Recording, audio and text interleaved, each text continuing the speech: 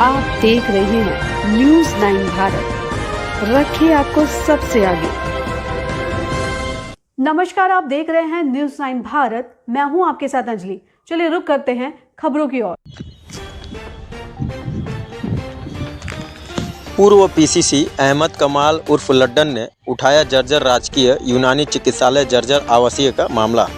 खबर उत्तर प्रदेश जनपद बलिया के बेलथरा रोड विधानसभा क्षेत्र अंतर्गत ग्राम पंचायत चंदायर बल्लीपुर से है, जहां राजकीय यूनानी चिकित्सालय आवासीय व्यवस्था जर्जर पड़ा हुआ है, जिसके कारण रात में डॉक्टर रुकते नहीं हैं। आम जनता को समस्या का सामना करना पड़ता है, जिसको देखते हुए कांग्रेसी नेता पूर्व पीसीसी पूर्व प्रधान चैनपुर गुलौरा पूर्व जिला पंचायत सदस्य अहमद कमाल उर्फ लड्डन ने जिला अधिकारी बलिया को समाधान दिवस के मौके पर दिया प्रार्थना पत्र।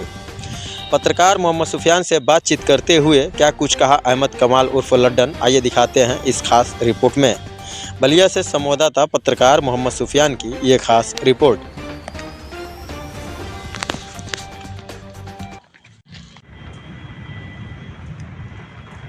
आदाब, इस वक्त हमारे कैमरे के सामने हैं कांग्रेस पार्टी के पीसीसी सदस्य रह चुके हैं और जिला पंचायत बलिया भी रहे और चैनपुर गुलौरा के ग्राम प्रधान भी रहे और कांग्रेस में एक मजबूत पकड़ बना के राजनीति करते हैं और सक्रिय राजनीति से जुड़े रहते हैं। तो आज हम उनके निवास स्थान चैनपुर गुलौरा बिशनपुरा में हैं और इनसे जानेंगे कि इन्होंने अभी एक ज्ञापन दिया है जिला अधिकारी बलिया को। तो ज्ञापन देने का कारण क्या है, उसका मकसद क्या, आइए इन्हीं से जानते हैं, ये बताएंगे। तो जो आप ज्ञापन दिए हैं अभी जिला अधिकारी बलिया को, तो इस ज्ञापन देने के पीछे का मकसद क्या है? मैं ज्ञापन दिया कि मेरे ग्राम पंचायत के बगल में चंदायर बलीपुर ग्राम पंचायत है, उसमें यूनानी दवा चिकित्सालय है जो 4 बेड का है। 1975 में उसकी नींव रखी गई होगी, लिखा है बोर्ड पे।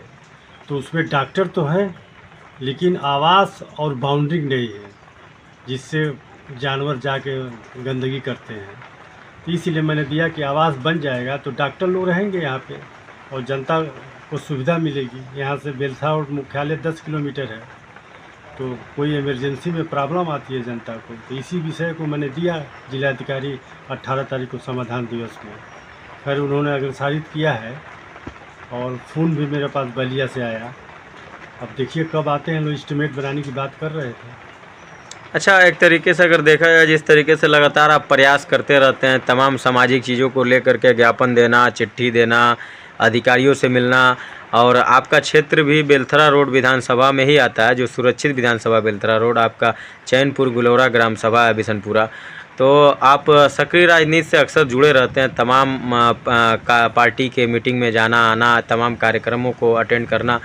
जिस तरह देखा जाए बेलथरा रोड विधानसभा में तमाम चुनाव आए और चले गए, तमाम लोग विधायक हो जाते हैं। विधायक बनने के बाद विधायक जब तक नहीं बनते हैं तब तक ऊंचे ऊंचे वादे दावे लगातार होते रहते हैं। बैनर पोस्टर, तमाम रंगारंग कार्यक्रम, तमाम मंच सजते हैं, पेड़ के टहनियों तक पोस्टर लग जाते हैं। लेकिन जब इसी क्षेत्र की जनता जब विधायक बना देती है मोह माया में पड़ के, उसके बाद ये गायब हो जाते हैं, चले जाते हैं, बंद कमरे में बंद एसी में गायब हो जाएंगे और कोई सूद लेने वाला इस क्षेत्र का नहीं रहता है। जैसे अभी आप देखे होंगे आपका भी क्षेत्र यही देवारा क्षेत्र पड़ेगा और सोनाडी फीडर का एक मसला है। हमको लग रहा है काफ़ी अरसे से ये फीडर का आज तक न निर्माण हो पाया, न काम हो पाया, न इसका विस्तार हो पाया, न विकास हो पाया। ये फीडर आमाया विद्युत उपकेंद्र से चलाया जाता है और इस फीडर की ये हालत है कि अगर ज़रा सा भी हवा चल जाए, ज़रा सी आंधी आ जाए, ज़रा सी बारिश हो जाए तो 3 दिन 4 दिन बिजली गुल हो जाती है।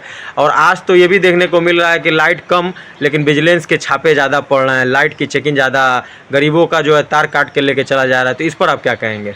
मेरा कहना ये है कि जनता तो विधायक बनाती है लेकिन विधायक अपने कर्तव्य से लोग हट जाते हैं, ये सेवक नहीं बनते और क्षेत्र की समस्या है उस पर विचार नहीं करते, लोग अपना विकास करने लगते हैं। जैसे सोनाडी फीडर की आपने बात किया, कई बेर सरकार में यहाँ के नेता लोग रहे लेकिन कोई उस फीडर की सुध नहीं लिया बाबू। हम लोग तो जिला पंचायत रहे, 2010 में अक्सर आवाज़ उठाते थे, तो आवाज़ उठाने से तो होगा नहीं।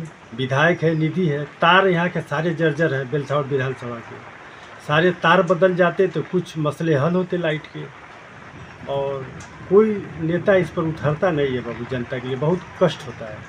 अच्छा, विधायक सांसद एक जनप्रतिनिधि होता है जनता का, जनता द्वारा चुना जाता है।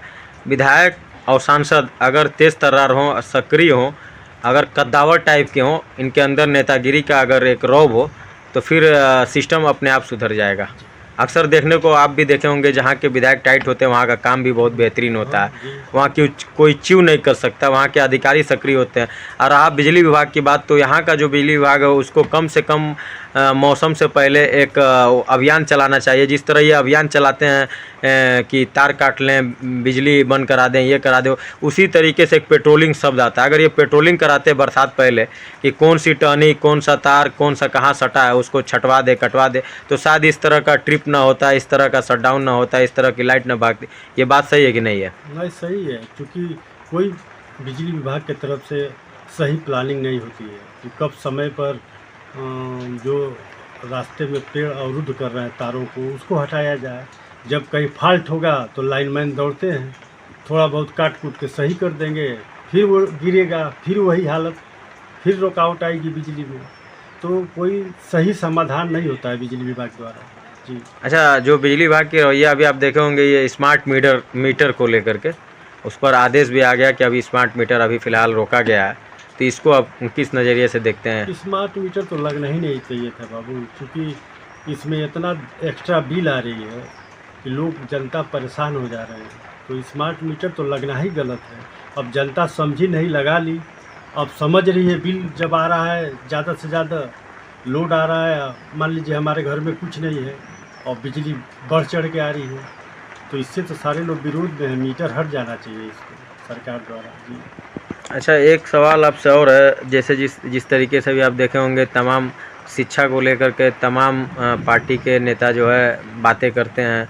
तो अभी इंडिया में जिस तरह आप देख रहे हैं, शिक्षा बहुत ज़रूरी है। अभी नेपाल में जो नई सरकार आई है, वहाँ पे शिक्षा को लगातार सुधारने का प्रयास, कवायद चल रहा है। तो क्या शिक्षा एक समान होना ज़रूरी है? नहीं, शिक्षा एक समान तो बहुत अच्छा मुद्दा है, होना भी चाहिए, क्योंकि तो जनता के साथ सौतालापन होता है। जो सक्षम है भाई वो विदेश पढ़ा रहे हैं, जो गरीब है वो प्राइमरी में पढ़ाते हैं। तो शिक्षा एक तरह होना चाहिए, और शिक्षा ही आदमी का विकास करती है। शिक्षा नहीं है तो आदमी समझिए कि कुछ नहीं है। जो शिक्षा ले लेता है, अम्बेडकर जी ने कहा है कि शिक्षा शेरनी का दूध है, जो पिएगा वो दहाड़ेगा। तो शिक्षा तो ज़िंदगी का एक अमूल बेहतर व्यवस्था है। बगैर शिक्षा का आदमी का विकास ही नहीं हो पाएगा। इसे शिक्षा एक समान होना चाहिए, मेरी ये राय है। बहुत बहुत शुक्रिया हमसे बात करने के लिए। हमसे बात कर रहे थे अहमद कमाल उर्फ लड्डन, जो कांग्रेस के पूर्व पीसीसी रह चुके हैं और प्रधान भी रहे हैं, जिला पंचायत भी रहे हैं और सक्रिय राजनीति से जुड़े हैं और सामाजिक काम में बढ़ चढ़ के हिस्सा लेते हैं। ये हम सब